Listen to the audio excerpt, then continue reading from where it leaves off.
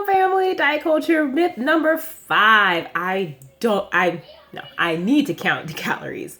I can't talk. If you hear my children in the background, I apologize. I know. We're gonna get this video. But this one actually drives me crazy because we don't need to count calories. It is the most ridiculous thing that was brought up because you're using arbitrary numbers, which I know they have like some kind of science behind it as to what these numbers mean. But at the end of the day, these numbers, they don't mean anything because they're based off of portions that they say is a proper portion, but we never eat the proper portion in Babylon. That's just not how it works. So you end up getting more and you're counting and you're stressed because you're like, oh, I already had this many calories. I can't eat this, I can't eat that. So it's like another bondage on your mind and your body of food that you probably shouldn't be eating anyway, right? Like they don't have a calorie count on an apple. They don't have a calorie count on a banana. You can look it up online and see how many calories in theory that you would get. But I mean, our ancestors didn't sit there and count calories. They didn't have to. They didn't need to.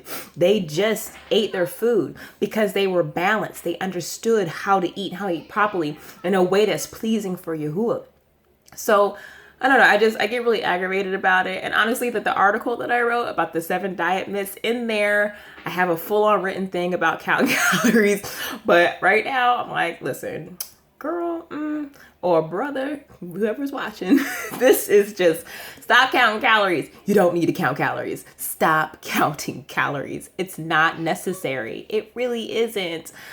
What you should be doing is just pay attention to the food that you're eating. What ingredients? Is it something that Yahuwah made? Is it full of chemicals? If it's full of chemicals, put it back. If it's overly processed, which means a ton of ingredients that shouldn't be there mainly, put it back. If it's a ton of like white sugar and ridiculous stuff that you don't need to be eating every day, put it back.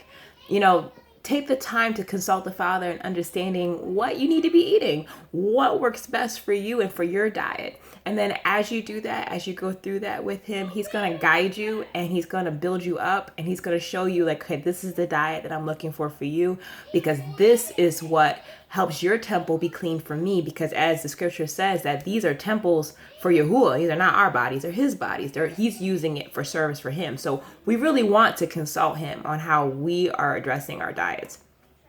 Because we're not our own anymore, especially if we get back to covenant, we're not our own anymore. So just really keeping that in mind and trusting the Father on that is important. A little long-winded, but I just had to get that out. I love y'all. I hope you found this video helpful. Please read the article. It's top 7 diet myths to forget and then just ways to actually live a healthier life. It's an article on lovingmytemple.com. I'm here to serve and to help because what Yahuwah called me to do. And so I hope that you find a ton of value. And if you have any questions, feel free to message me because I'm here to help. I love you guys. I pray that you're wonderful. Sending ahava. Shalom.